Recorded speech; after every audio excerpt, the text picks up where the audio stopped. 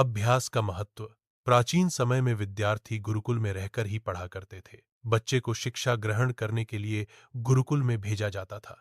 बच्चे गुरुकुल में गुरु के सानिध्य में आश्रम की देखभाल किया करते थे और अध्ययन भी किया करते थे।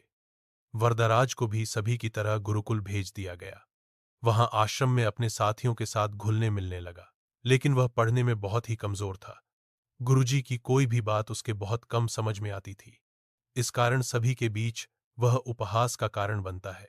उसके सारे साथी अगली कक्षा में चले गए, लेकिन वो आगे नहीं बढ़ पाया। गुरुजी जी ने भी आखिर हार मानकर उसे बोला, बेटा वरदराज, मैंने सारे प्रयास करके देख लिए हैं।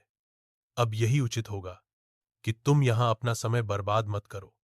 अपने घर चले जाओ और घर वालों की काम में मदद करो। वरदराज ने भी सोचा कि शायद विद्या मेरी किस्मत में नहीं है, और भारी मन से गुरुकुल से घर के लिए निकल गया। दोपहर का समय था। रास्ते में उसे प्यास लगने लगी।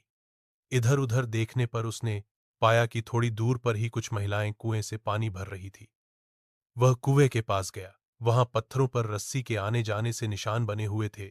तो उसने महिलाओं से पूछा, यह निशान आपने कैसे बनाए? तो एक महिला ने जवाब दिया, बेटे, यह निशान हमने नहीं बनाए।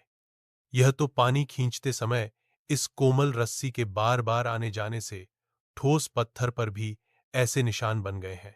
वरदराज सोच में पड़ गया।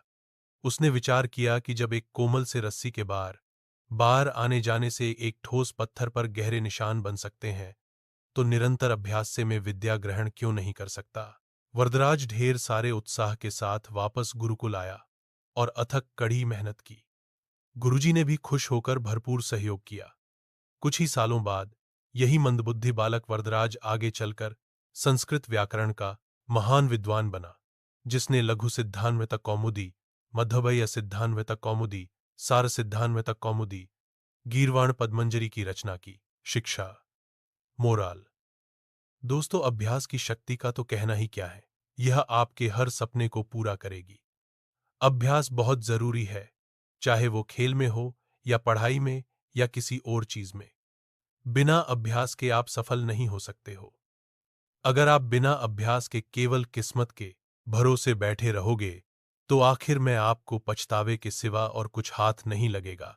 इसलिए अभ्यास के साथ धैर्य, परिश्रम और लगन रखकर आप अपनी मंजिल को पाने के लिए जुट जाए।